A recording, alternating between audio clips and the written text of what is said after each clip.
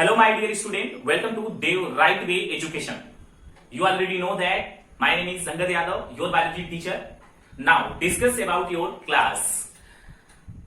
जैसा कि हमने प्रीवियस वीडियो में क्लास 12 के chapter number first reproduction in organism का लेक्चर नंबर फर्स्ट हमने देखा, उसमें हमने चैप्टर के बारे में समझा, पूरी यूनिट के बारे में समझा, किस प्रकार के क्वेश्चन आपके एग्जाम में आ सकते हैं। और हमने आपको विश्वास दिलाया था कि यहां पर हम आपको बायोलॉजी रटाने नहीं सिखाने आए हैं।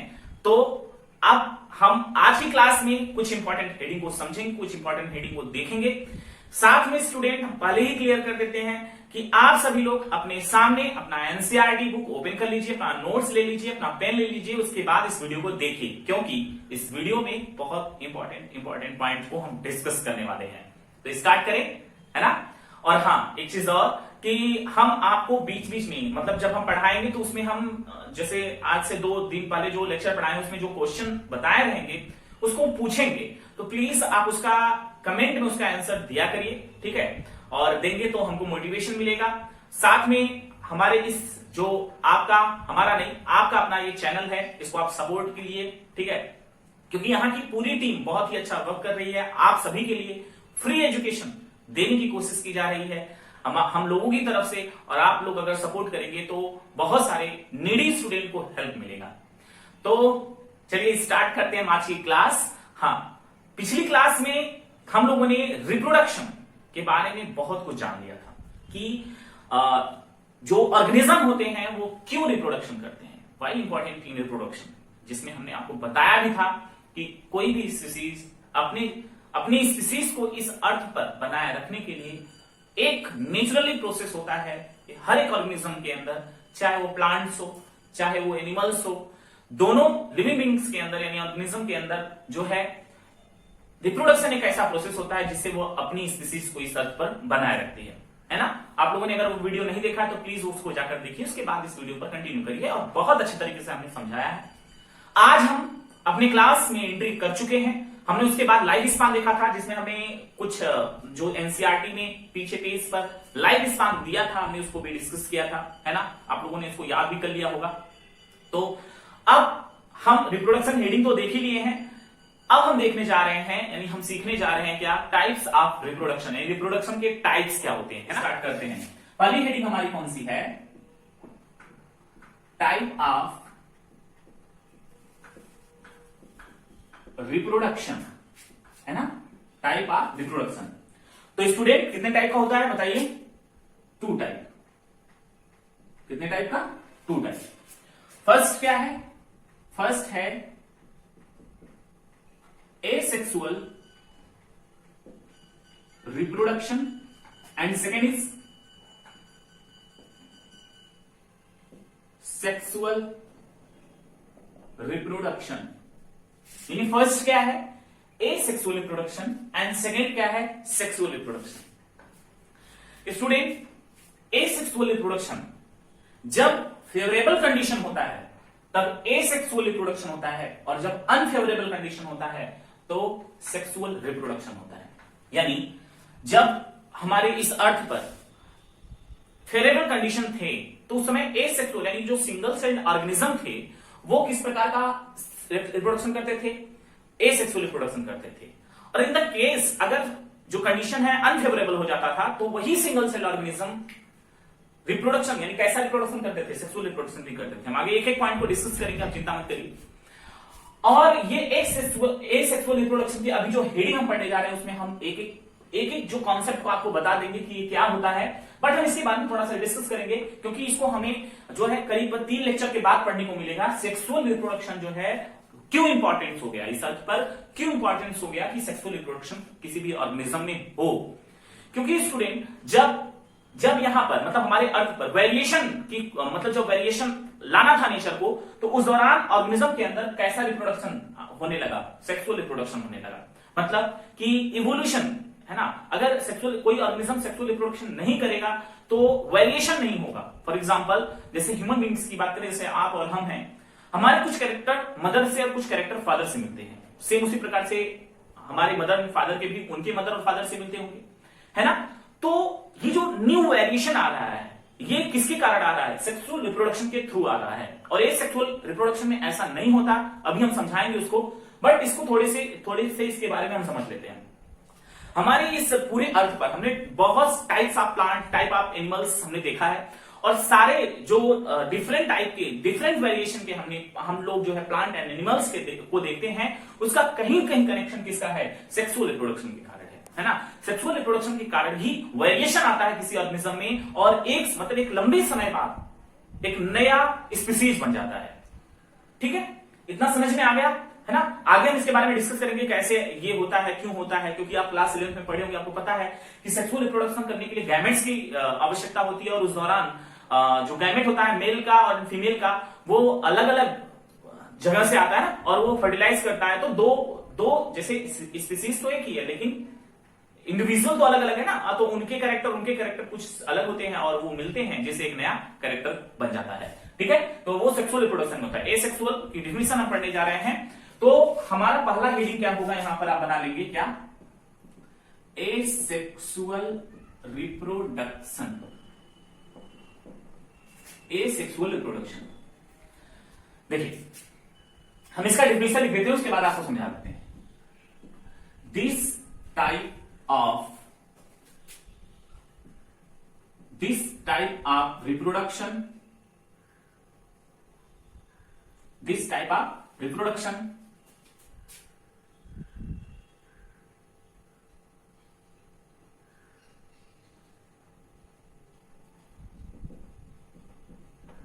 involve only one parent, produce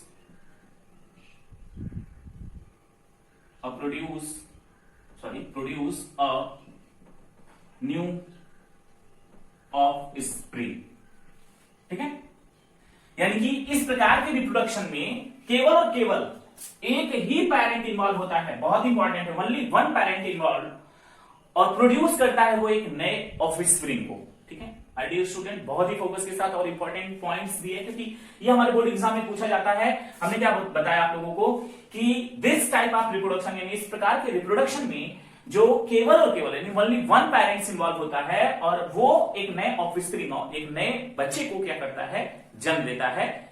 अब ये प्रोसेस क्या होता है और क्यों होता है, और आगे हम इसके बारे में और देख लेते हैं। न्यू ऑफस्प्रिंग में होता है। ठीक है, इतना तो क्लियर हो गया ना। अब जो न्यू ऑफस्प्रिंग है, मतलब कि जब ये रिप्रोडक्शन कंप्लीट होता है, तो उस दौरान जब ये न्यू ऑफस्प्रिंग यानी कि जो प्रोड्यूस होता है, यह न्यू ऑफस्प्रिंग, यानी यहां पर हम लिख सकते हैं a new offspring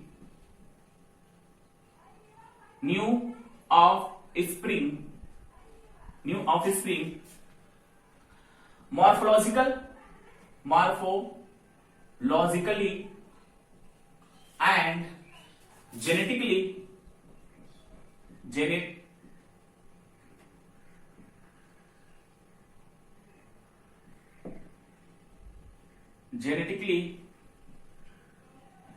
similar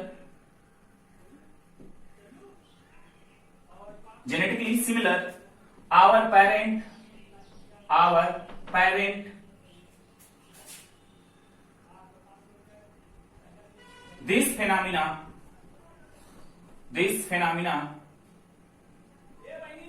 phenomenon are called clone. ठीक है, स्टूडेंट फोकस करिए, हमने क्या बोला? एसेक्सुअल रिप्रोडक्शन, यानी इस टाइप्स के रिप्रोडक्शन में केवल और केवल एक पेरेंट इन्वॉल्व होता है, जिससे एक नया ऑफस्प्रिंग क्या होता है? प्रोड्यूस होता है। और ये नया ऑफस्प्रिंग बनता है, यानी कि एक नया बच्चा जो बनता है, वह मॉर्फोलॉजिकली और जेनेटिकली, मतलब कि शारीरिक रूप से और जेनेटिक रूप से, यानी कि जो डीएनए हमारा होता है, ठीक है, जेनेटिकली रूप से वो सिमिलर होता है किससे? पेरेंट से। ठीक है, किससे सिमिलर होता है? पेरेंट से। और इस टाइप के फिनोमिना को क्या कहा जाता है? क्लोन कहा जाता है बच्चों, है ना। इतना इंपॉर्टेंट पॉइंट्स आपको हमने बताया। क्या बताया आप लोगों को? एसेक्सुअल रिप्रोडक्शन जो करने वाले ऑर्गेनिज्म होते हैं, उसमें केवल और केवल एक पेरेंट यानी वन पेरेंट इन्वॉल्व होता है, जैसे एक नया न्यू ऑफ स्प्रिंग क्या होता है, प्रोड्यूस होता है। और वो न्यू ऑफ स्प्रिंग जो होता है वह मॉर्फोलॉजिकली और जेनेटिकली क्या होता है, सिमिलर होता है किसके, अपने पेरेंट्स के। और इस फेनोमेनन को क्या कहा जाता है, क्लोन कहा जाता है। या यहां पर ये भी लिख सकते हैं इट इज कॉल्ड क्लोन, ठीक है। यानी कि ऐसे ऑफ स्प्रिंग को क्या कहा जाता है, क्लोन कहा जाता है। ठीक, मतलब समझिए, जैसे अगर कोई ऑर्गेनिज्म एसेक्सुअल रिप्रोडक्शन कर रहा है, ठीक है, कोई ऑर्गेनिज्म अगर एसेक्सुअल रिप्रोडक्शन कर रहा है, तो ऐसे सिचुएशन में जो उससे बर्थ लेने वाली ऑर्गेनिज्म है, मतलब जो उससे बर्थ लेने वाली ऑफस्प्रिंग है, वो अपने जो पेरेंट होंगे उनके एकदम सिमिलर होगा, नॉट एनी डिफरेंस, कोई डिफरेंस नहीं होगा दोनों में। यानी कि अगर पेरेंट्स एंड ऑफस्प्रिंग हैं तो दोनों सेम होंगे, उनका शारीरिक मतलब कोई भी फिजियोलॉजिकल मतलब मॉर्फोलॉजिकल मतलब कोई शारीरिक परिवर्तन कुछ नहीं होगा, साथ में जेनेटिकली कोई डिफरेंस उसके अंदर नहीं होगा, ठीक है। और यह जो एसेक्सुअल रिप्रोडक्शन होता है बच्चों, ये एसेक्सुअल रिप्रोडक्शन किसमें होता है बताएं। यह एसेक्सुअल रिप्रोडक्शन जो होता है कॉमन होता है किसमें कॉमन होता है, जो सिंगल सेल ऑर्गेनिज्म है, सिंगल सेल ऑर्गेनिज्म होते हैं, उनमें ये कॉमन होता है। और कौन कौन होते हैं वो, प्रोटिस्टा और दूसरा कौन होता है, मोनेरा, ठीक है, protista and monera. Dear student, फिर से फोकस कर लीजिए, एक बार फिर से रिवाइज कर देते हैं आपके कॉन्सेप्ट के लिए। हमने क्या बोला कि एसेक्सुअल रिप्रोडक्शन यानी इस टाइप का रिप्रोडक्शन जो होता है वो केवल और केवल इसमें एक ही पेरेंट इन्वॉल्व होता है, जिससे एक नया ऑफस्प्रिंग बन जाता है ना। और वह ऑफस्प्रिंग जो होता है वो मॉर्फोलॉजिकली और जेनेटिकली क्या होता है, सिमिलर होता है अपने पेरेंट्स के, एकदम कोई भी डिफरेंस, यानी जैसे अगर हम हैं और हमारा फोटोकॉपी है ना, कोई भी डिफरेंस ना हो, ठीक है। जैसे अगर आप एक आलू लिए और आलू की जो साइज है जो कुछ भी है सेम उसके जैसा हो, ठीक। एक जैसे अमीबा की बात करें, अमीबा अगर उसमें अगर ये एसेक्सुअल रिप्रोडक्शन हुआ तो इस दौरान क्या होगा, एसेक्सुअल रिप्रोडक्शन के दौरान क्या होगा, जो नया जो उससे बनने वाला ऑफस्प्रिंग होगा वो अपने पेरेंट के बिल्कुल क्या होगा, सिमिलर होगा, नो एनी डिफरेंस, चाहे उसके शेप, साइज या डीएनए की बात करें, किसी में भी वो डिफरेंस मतलब कोई भी डिफरेंस नहीं होगा, ठीक है। और इसे ही क्या कहते हैं, क्लोन करते हैं। मतलब अगर वो जेनेटिकली और मॉर्फोलॉजिकली अगर दोनों तरीके से सेम है तो उसे क्या कहेंगे, क्लोन कहेंगे, है ना, नॉर्मल सी बात है। और ये यानी कि एसेक्सुअल रिप्रोडक्शन इज कॉमन, यहां पर लिख सकते हैं asexual reproduction is common, asexual reproduction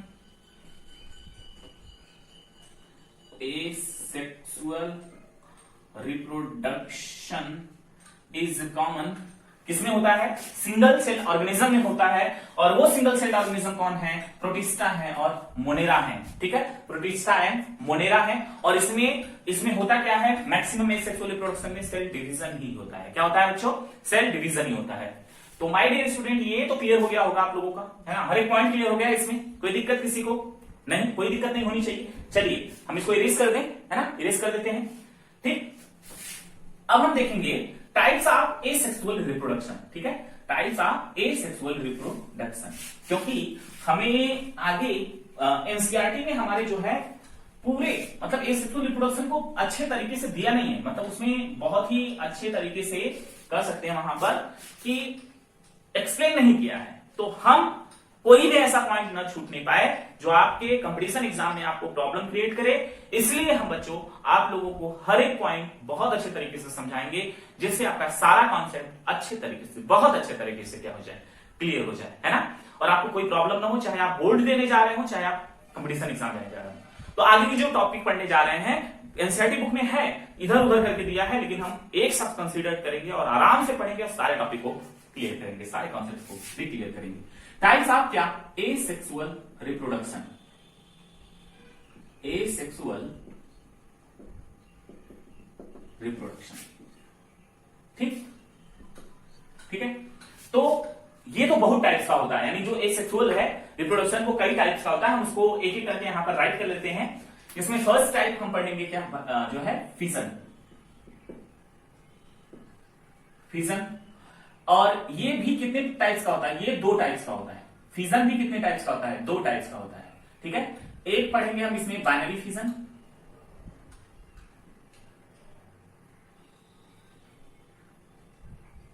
binary fission, और सेकेंड पढ़ेंगे हम इसमें मल्टीपल फिजन, मल्टीपल फिजन। ठीक है, इसमें हम फिजन में दो टाइप्स पढ़ेंगे, एक बाइनरी फिजन पढ़ेंगे एंड सेकेंड इज पढ़ेंगे क्या, मल्टीपल फिजन पढ़ेंगे। ठीक, ये तो पहला टाइप हुआ हमारा। एंड दूसरी टाइप की बात करें तो दूसरे टाइप में हम क्या पढ़ेंगे, बडिंग। क्या पढ़ेंगे, बडिंग, बडिंग पढ़ेंगे। तीसरा क्या है हमारा, तीसरा हम पढ़ेंगे यहां पर कोनिडिया, कोनिडिया पढ़ेंगे। ठीक है, यहां पर कोनिडिया पढ़ेंगे। फोर्थ इज क्या पढ़ेंगे यहां पर, स्पोर फॉर्मेशन, स्पोर फॉर्मेशन। और इस स्पोर फॉर्मेशन में भी हम दो टाइप पढ़ेंगे। ठीक है, स्पोर फॉर्मेशन में भी हम दो टाइप पढ़ेंगे।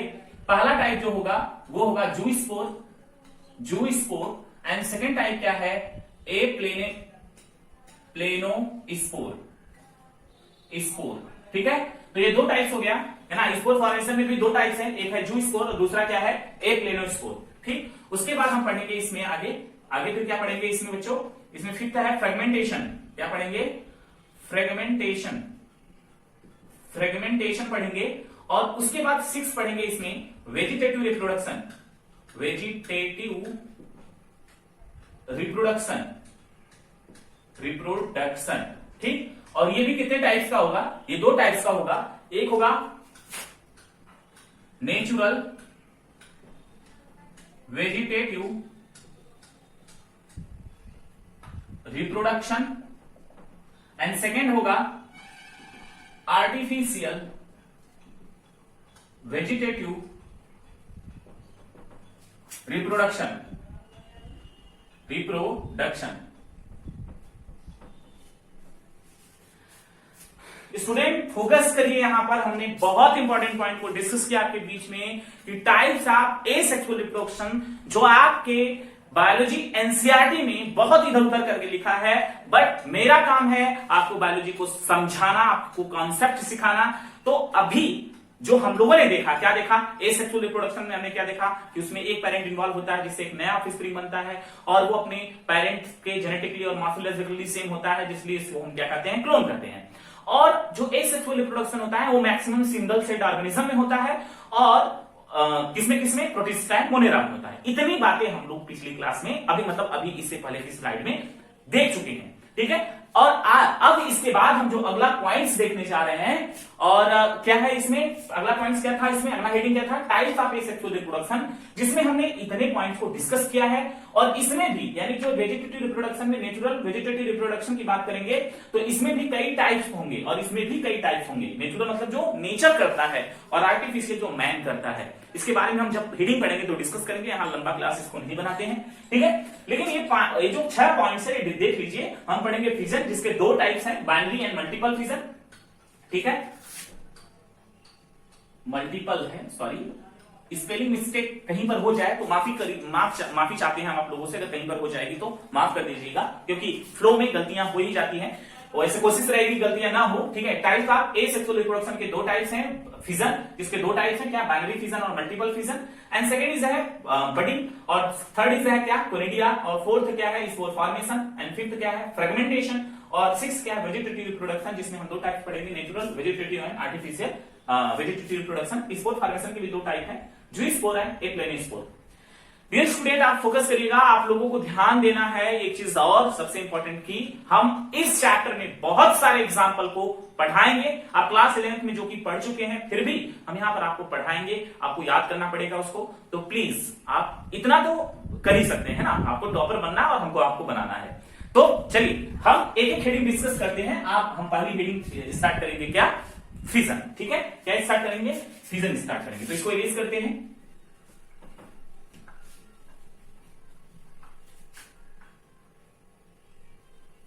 फिजन यहां पर लिख सकते हैं आप, क्या लिखेंगे, दिस टाइप ऑफ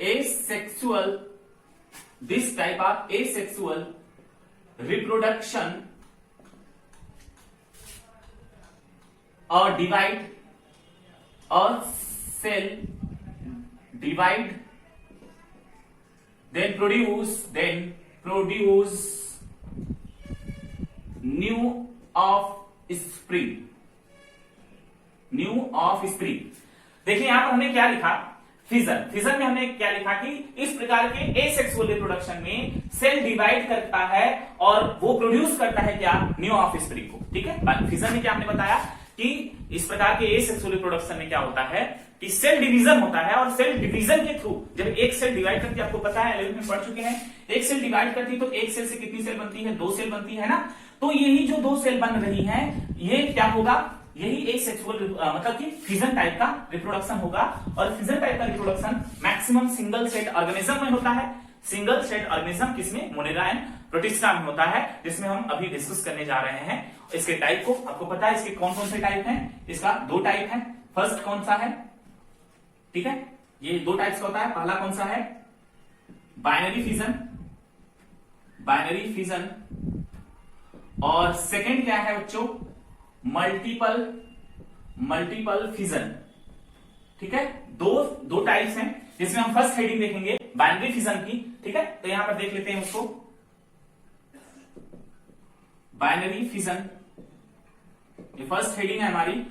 देखिए यही चीज जो हमने यहां पर लिखा है कि इस टाइप का एसेक्सुअल रिप्रोडक्शन में क्या होता है, सेल डिवाइड करता है जिससे न्यू ऑफस्प्रिंग प्रोड्यूस होता है।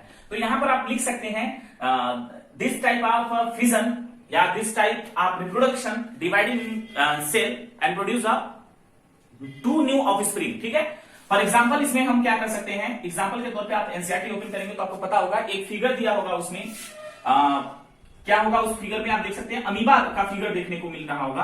अमीबा जो होता है कुछ इस टाइप का होता है ना, अमीबा होता है। और ये आगे जाकर क्या होता है, इसका जो न्यूक्लियस होता है वो धीरे धीरे क्या होती है, ये सेल क्या करने लगती है, डिवाइड करने लगती है ना। ये सेल क्या करने लगती है, डिवाइड करने लगती है, और उसके बाद ये न्यूक्लियस भी 2 भागों में डिवाइड होने लगता है, और एक समय बाद ये डिवाइड होकर क्या हो जाता है, 2 अमीबा को क्या कर देता है, बना देता है। मतलब एक सेल डिवाइड करके 2 क्या करता है, 2 अमीबा को बनाता है, मतलब 2 सेल को बनाता है। यानी कि यहां पर लिख सकते हैं बाइनरी फिजन जो है single cell organism like amoeba, paramecium euglena. ठीक है, अमीबा, पैरामीशियम, यूग्लिना, इनमें क्या होता है, बाइनरी फिजन होता है। उसमें होगा क्या कि सेल जो होती है वो डिवाइड करती है, और डिवाइड करके 2 न्यू ऑफस्प्रिंग को प्रोड्यूस करती है। और देख सकते हैं, और ये दोनों न्यू ऑफस्प्रिंग जो होते हैं वो अपने जेनेटिकली एंड मॉर्फोलॉजिकली, यानी कि डीएनए रूप से अगर देखा जाए या फिर उसके शारीरिक रूप से देखा जाए, दोनों तरीके से अपने पेरेंट्स क्या होती हैं, बिल्कुल सेम होती हैं, कोई डिफरेंस नहीं होता।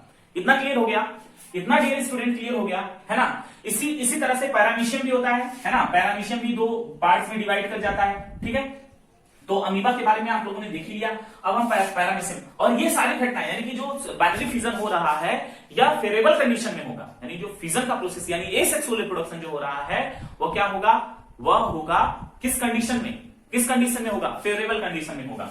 ठीक है, सेम इसी प्रकार से पैरामीशियम भी और यूग्लिना भी दोनों क्या करते हैं, बाइनरी फिजन करते हैं। ठीक है, प्रोटिस्टा मेनली जो है इसमें प्रोटिस्टा इन्वॉल्व होता है। आप इसमें बैक्टीरिया भी इसी तरीके का रिप्रोडक्शन करता है। ठीक है, बैक्टीरिया में भी डिवीजन ही होता है। ठीक है, एसेक्सुअल रिप्रोडक्शन में बाइनरी फिजन ही होता है। तो हमने एग्जांपल बता दिया, क्या बैक्टीरिया ले सकते हैं आप लोग, आप अमीबा का हमने बता ही दिया, पैरामीशियम, यूग्लिना, ये भी क्या करते हैं, एसेक्सुअल रिप्रोडक्शन करते हैं। ठीक है, तो इतना तो समझ में आ गया। अमीबा की बात आ गई तो आप एनसीईआरटी का पेज पलटेंगे अगर, तो एनसीईआरटी के पेज में अगर आप जब पढ़ते मतलब आगे की तरफ बढ़ेंगे, फिगर के नीचे जब पहुंचेंगे तो वहां पर लिखा है कि जब अमीबा का तो पूरा बताया कि अमीबा जो है जब बाइनरी फिजन करता है तो 2 न्यू ऑफस्प्रिंग को बनाता है। इतनी बात तो सही है, कोई दिक्कत नहीं है। ठीक है, लेकिन ये फेवरेबल कंडीशन में होता है। अभी भी हमने भी डिस्कस किया, फेवरेबल कंडीशन में हो रहा है। लेकिन जब अनफेवरेबल कंडीशन होगा तब क्या होगा, है ना, तब क्या होगा, तो उसको भी हम बताने जा रहे हैं। अब ध्यान से देख लीजिए, हम इसको इरेज करके हम आपको अनफेवरेबल कंडीशन में क्या अमीबा किस प्रकार से प्रोड्यूस करता है या किस प्रकार से वो सेक्सुअल रिप्रोडक्शन करता है, तो ध्यान से देख लीजिएगा। ठीक है, अनफेवरेबल कंडीशन में यानी जो अमीबा होता है, जैसे हमने एक फिगर ड्रॉ कर दिया, ये अमीबा, ठीक है, ये अमीबा, क्योंकि अमीबा कोई सेफ साइज नहीं होता। जब अनफेवरेबल कंडीशन आता है, एनसीईआरटी पढ़िएगा, आपको एक एक लाइन बता रहे बच्चों, हर एक कॉन्सेप्ट क्लियर कर रहे हैं, एनसीईआरटी जरूर पढ़िएगा आप लोग। ठीक है, जब अनफेवरेबल कंडीशन होता है उस दौरान जो इसका स्यूडोपोडिया होता है, कौन, स्यूडोपोडिया, वो यहां से विथड्रॉ हो जाता है। क्या हो जाता है बच्चों, क्या हो जाता है बताइए, क्या होता है, विथड्रॉ हो जाता है। ठीक है, यानी हम बता रहे हैं कि कि अमीबा है, यहां पर आपको पहले राइट कर देते हैं, उसके बाद हम आपको समझा देते हैं। जब अनफेवरेबल कंडीशन होता है,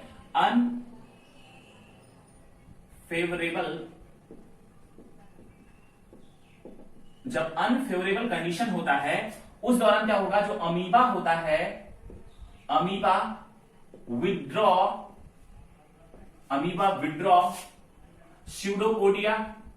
pseudopodia and secreted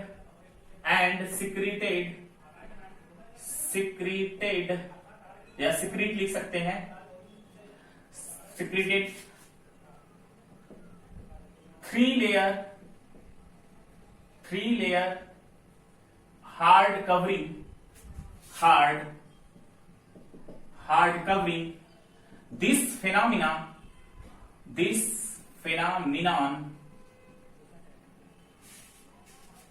are called incestation, ठीक है, incestation। then favorable condition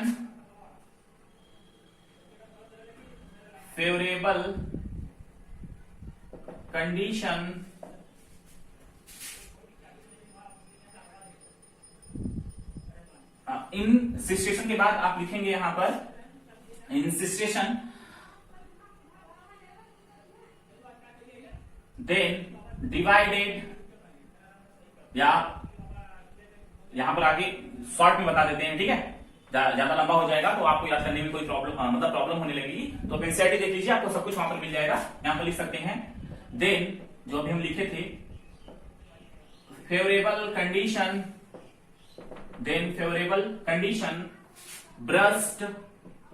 burst three layer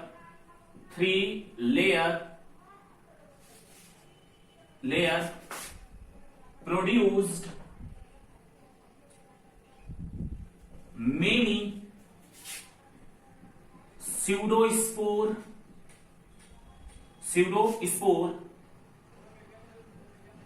each pseudospore produce new many amoeba. इतना लंबा बुक में लिखा है, कोई जरूरत नहीं हमने लिख दिया, फिर भी समझाने के लिए। हाँ, आगे ये भी लिख सकते हैं, दिस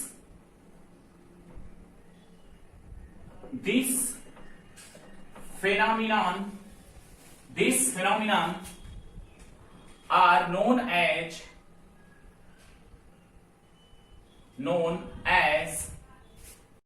स्पोरुलेशन। चलिए ध्यान से देखिए बच्चों, हमने क्या बताया आपको कि अभी तो हमने देखा एसेक्सुअल रिप्रोडक्शन में जो अमीबा था वो क्या कर रहा था, जो एसेक्सुअल रिप्रोडक्शन कर रहा था, एसेक्सुअल रिप्रोडक्शन के बाद उसमें क्या हुआ, उसमें एक सेल जो है डिवाइड करके दो न्यू ऑफस्प्रिंग को बनाती थी। लेकिन बच्चों वो फेवरेबल कंडीशन की बात थी, अब अनफेवरेबल कंडीशन में हो क्या रहा है, अमीबा जो है अब क्या करता है, स्यूडोपोडिया को विड्रॉ करता है, उसके बाद वहां सिक्रीट करता है थ्री लेयर को, मतलब थ्री लेयर की हार्ड कवरिंग को सिक्योर करता है ताकि अनफेवरेबल कंडीशन उससे बच सके वो, और अंदर ही उसकी सेल क्या करती है, डिवाइड करती है, और यानी कि इस थ्री लेयर की कवरिंग को जब वो बनाता है, और इसी को क्या कहते हैं, इंसिस्टेशन कहते हैं। और ये बहुत इंपॉर्टेंट वर्ड है, व्हाट इज इंसिस्टेशन, मतलब कि जब अमीबा जो है स्यूडोपोडिया को बाहर विड्रॉ करता है अनफेवरेबल कंडीशन में, तो उसमें थ्री हार्ड कवरिंग लग जाती है, इसी प्रोसेस को क्या कहा जाता है, इंसिस्टेशन कहा जाता है। क्या कहा जाता है बच्चों, इंसिस्टेशन कहा जाता है। और उस इंसिस्टेशन यानी उस सिस्ट के अंदर जो है बहुत सारे जो स्यूडोस्पोर होते हैं वो डिवाइड करते हैं, ठीक है। और जब फेवरेबल कंडीशन आता है, यानी जब फेवरेबल कंडीशन आता है तो वो थ्री लेयर क्या हो जाती है, ब्रस्ट हो जाती है। जब वो ब्रस्ट होती है तो प्रोड्यूस करती है क्या, मेनी स्यूडोस्पोर को, यानी बहुत सारे स्यूडोस्पोर को प्रोड्यूस करती है और बहुत सारे नए अमीबा, यानी कि ईच स्पोर, यानी जब ईच स्पोर बाहर निकलता है तो बहुत सारे अमीबा को बनाता है और इस फिनोमिना को क्या कहा जाता है, यानी कि स्पोर के बाहर आने की फिनोमिना को क्या कहा जाता है, स्पोरुलेशन। क्या कहा जाता है बच्चों, स्पोरुलेशन कहा जाता है।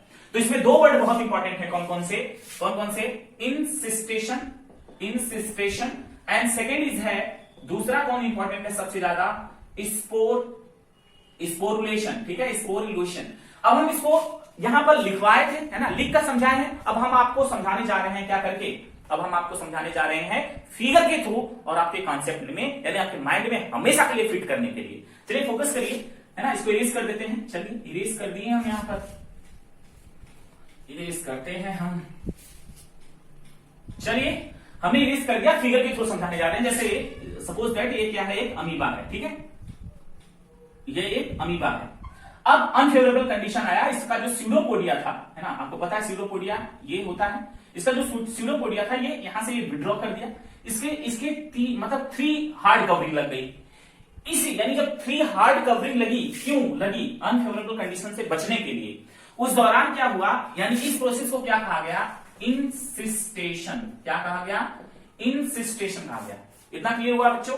अब जैसे ही फेवरेबल कंडीशन आया, इसके अंदर जो है बहुत सारे स्पोर क्या हो गए, यानी स्यूडो स्पोर क्या हो गए, बनने लगे, स्पोर बनने लगे। एक प्रकार का ये क्या हो गया है, सेक्सुअल रिप्रोडक्शन हो गया है। ठीक है, बहुत सारे स्पोर डिवाइड करके बनने लगे। ठीक है, अब उसके बाद क्या हुआ कि जैसे ही फेवरेबल कंडीशन आई, ये वाल्व क्या हो गया, ब्रस्ट हो गया, यानी टूट गया और ये स्पोर बाहर निकल गए। ये स्पोर क्या हो गए, बाहर निकल गए और हर एक स्पोर एक नए नए अमीबा को बनाए। और इस प्रोसेस को, यानी स्पोर के बाहर निकलने के प्रोसेस को क्या कहा गया, स्पोरुलेशन क्या गया, क्या कहा गया, स्पोरुलेशन। ठीक, माय डियर स्टूडेंट, ये दो वर्ड बहुत इंपॉर्टेंट है, यानी कि अमीबा एक सेक्सुअल रिप्रोडक्शन करता है बाइनरी फिजन से, जब फेवरेबल कंडीशन होता है, लेकिन जब अनफेवरेबल कंडीशन होता है इन द केस, तब वहां पर जो स्यूडोपोडिया होता है वो बाहर रिलीज हो जाता है और विड्रॉ हो जाता है। उसके बाद उसके चारों तरफ 3 आउटर, मतलब 3 जो है आउटर हार्ड कवरिंग लगती है और तीनों आउटर जो हार्ड कवरिंग है वो उसको अनफेवरेबल कंडीशन से बचाती है। उसके अंदर स्यूडोस्पोर ग्रो करने लगते हैं और इस प्रोसेस को जब हार्ड कवरिंग लगती है तो इसको क्या कहते हैं, इंसिस्टेशन कहते हैं। जैसे ही वो फेवरेबल कंडीशन आता है, तीनों वाल उसकी ब्रश हो जाती है और सारे के सारे जो स्यूडोस्पोर है वो बाहर निकल जाते हैं। इस प्रोसेस को क्या कहा जाता है, स्पोरुलेशन कहा जाता है। और हर एक स्पोर क्या करते हैं, बहुत सारे अमीबा को बनाते हैं। समझ में आ गया बच्चों। तो आज की क्लास कैसी लगी आप हमको बताएंगे कमेंट बॉक्स में। बहुत ही इंपॉर्टेंट और बहुत ही मेहनत के साथ आप लोगों को पढ़ाए हैं हम, आपके सारे कॉन्सेप्ट को क्लियर किए हैं, पहले थ्योरी से फिर फिगर से, और ऐसे आगे पढ़ते रहिए, बहुत मजा आने वाला है। हम पर विश्वास करिए, हम पर बिलीव करिए बच्चों। हम आपको इस प्रकार से पढ़ाएंगे कि आपके माइंड में हमेशा के लिए बायोलॉजी फिट हो जाएगी और जो कहते हैं ना कि रटने वाला सब्जेक्ट है उनको हम झुठला देंगे। ठीक है, तो आप हमको सपोर्ट करिए, लाइक करिए, शेयर करिए और चैनल को सब्सक्राइब भी कर लीजिए। ठीक है, तभी तो और भी सारे स्टूडेंट के पास ये वीडियो पहुंचेगा और वो भी देखेंगे और अपने कॉन्सेप्ट को क्लियर करेंगे। तो thank you so much, thanks for watching, all of you.